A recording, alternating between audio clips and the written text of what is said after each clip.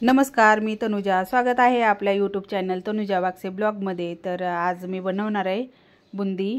आमच्या इकडे याला बुंदी म्हणतात, कळ्या म्हणतात, दोन्हीही म्हणतात. तर बेसनच्या पिठाचे बुंदी बनवणार आहे. ही तर मी 2 वाट्या बेसनचं पीठ घेतले आणि जसं आपल्याला पातळ घट्ट पाहिजे त्याप्रमाणे मी मळून घेतले. लवकर होण्यासाठी मी दोन्ही गॅसवरती एका साईडला बुंदी तळणार आहे आणि एका साईडला पाक करायला ठेवलाय. चला आता मी बुंदी पाडून घेते. तर हा झाऱ्या मी 100 रुपयाला घेतला होता बुंदी पाडायचा. तर खूप छान बुंदी पडते ह्या झाऱ्यानी. खूप म्हणजे खूपच छान पडते आणि पटकन झटकन होते बुंदी. आपल्याला जेवढी पाहिजे तेवढी खायला. जेव्हा आठवण येते बुंदी खायची किंवा बुंदीचे लाडू खायचे त्यावेळेस मी तेवढेच ग्लासच्या प्रमाणे किंवा वाटीच्या प्रमाणे बेसन पीठ घेते आणि तेवढीच थोडी ताजी बनवते. तर झालाय आपला एक घाणा बनवून. खूप छान अशी गोल गोल अशी बुंदी झाली. प्रत्येक घाणा झाल्यानंतर बुंदीचा झाऱ्या असा पुसून घ्यायचा किंवा धुवून घ्यायचा. नंतरची बुंदी गोल छान येते. ही बुंदी पाडायची रेसिपी मला माझी मावस बहीण आशाताई तिनं सांगितली होती की ह्या प्रमाणात असं पीठ घ्यायचं आणि अशा प्रमाणात साखर घ्यायची, एवढं हे घ्यायचं. तर तिच्या प्रमाणाने मी ही बुंदी बनवते. तर एकदम परफेक्ट आणि छान अशी बनते बुंदी. झाऱ्या घ्यायला पण तिनं सांगितलं होता की असा झाऱ्या मिळतो आणि त्यानी बुंदी खूप छान पडते आणि आपल्याला थोडीच करायची असते तर पटकन होऊन जाते आणि छान होते पण बुंदी. तर तिच्या सांगण्यावरून मी हा झाऱ्या घेतला.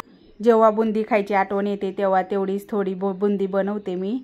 तर इकडं बुंदी पण बनवली झाले, थोडी बनवले, थोडी अजून राहिले आणि तिकडं पाक पण होतोय. तर 2 वाट्या बेसनचं पीठ घेतलं होतं. तर 2 वाट्या पाकासाठी साखर घेतलेली आणि 1 वाटी पाणी घेतलेलं आणि पाक तयार करून आता बुंदी पण तयार झाले आणि पाक पण तयार झालाय. तर मिक्स करून घेते पाकामध्ये पूर्ण बुंदी. पाक करायला थोडं मोठं पातेलं ठेवायला पाहिजे होतं कारण ह्याच्यामध्ये बसत नव्हती, पण बसली नंतर. पातेलं लहान असल्यामुळं मोकळ्या हाताने हलवता येत नव्हतं, पण केली तशीच त्याच्या पातेल्यामध्ये आणि झाली तयार बुंदी करून. आणि आता मी घेते स्वामी समर्थांचे 21 अध्याय वाचून. अध्याय वाचायच्या आधी 108 वेळा स्वामी समर्थांचा मंत्र म्हणते आणि नंतर तारक मंत्र म्हणते. नंतर 21 अध्याय वाचते आणि इकडं झाले आपली बुंदी तयार. तर शेवटचा घाणा जरा लाल झालेला बुंदीचा, त्यामुळं जरा बुंदी लाल दिसते. तर खूप छान अशी बुंदी झाली तयार. त्याच्यामध्ये मी विलायची पण घातली होती 1 चमचा, ते स्किप झालं आणि थोडंसं मीठ घातलं होतं. नंतर हा आहे दुसऱ्या दिवशीचा ब्लॉग.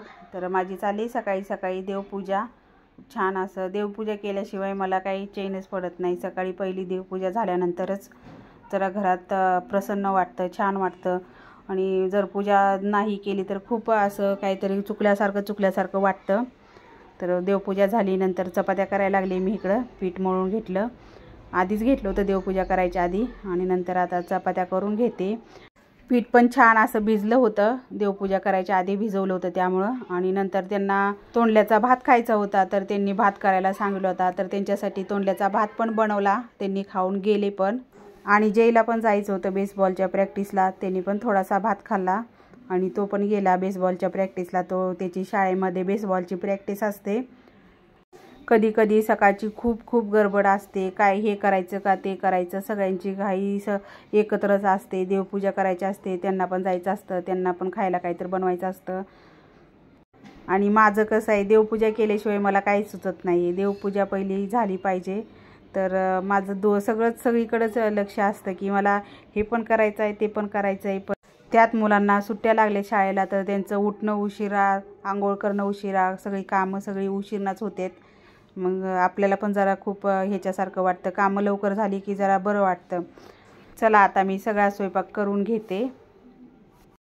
नाश्ता झालं, जेवण झालं, कपडे धुवून झाले, भांडी घासली, सगळे काम झाले. आता इस्त्री करायची. तर एवढा ढीग पडला इस्त्री करायचा, एवढी कपडे पडले ते इस्त्री करायची. तिकडे इस्त्री पण घेतले, तांब्यात पाणी घेतले इस्त्रीमध्ये ओतण्यासाठी. चला मी आता सगळी कपडे इस्त्री करून घेते.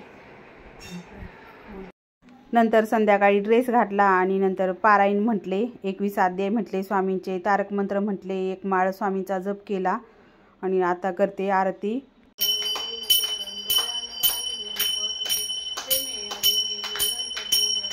नंतर हा आहे रामनवमीच्या दिवशीचा ब्लॉग. तर मी चालले होते रामनवमीच्या दिवशी मंदिरामध्ये, तिथं फुलं असतात दुपारी 12 वाजता. तर आवरून हे चालले होते. तर चला आता आमच्या जवळच इथं ध्यान मंदिर आहे। त्या मंदिरात प्रभू राम, लक्ष्मण, सीता आणि यांच्या मूर्त्या आहेत। तर तिथं फुलं आहेत एकदम जवळ, सोसायटीच्या बाहेरच हे मंदिर आहे। तर खूप छान मंदिर आहे। दत्त महाराज, नरसिंह, सरस्वती महाराज, नंतर श्रीकृष्णाची सुंदर अशी मूर्ती आहे। नंतर राम, लक्ष्मण, सीता, हनुमंत असे ह्यांची पण मूर्ती आहे। आणि हे आहे श्रीकृष्णाची मूर्ती इथं ह्या साईडला। तर इकडं आहे श्रीकृष्णाची मूर्ती। तर खूप सुंदर आणि इतकं छान प्रसन्न वाटतं मूर्तीकडे बघितल्यावरती। इकडं आहे राम, लक्ष्मण, सीता आणि हनुमंताची मूर्ती। तर फुलं पडली होती रामांची, तर दर्शनासाठी खूप मोठी रांग लागली होती। तर खूप गर्दी असते, पण मला थोडा लेट झाला जायला। फुलं पडल्यानंतर मग मी गेले।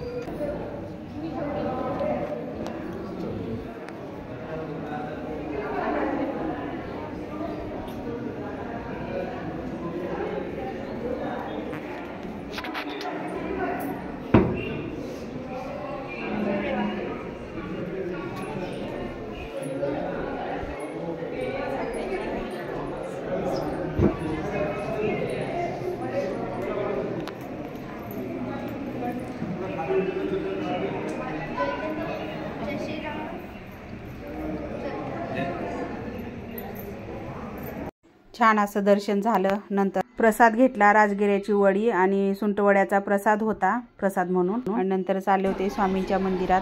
इथून खाली खूप छान हे मंदिर आहे, छान प्रसन्न, सगळीकडे झाडे आणि खूप छान वाटतं मंदिरात गेल्यानंतर।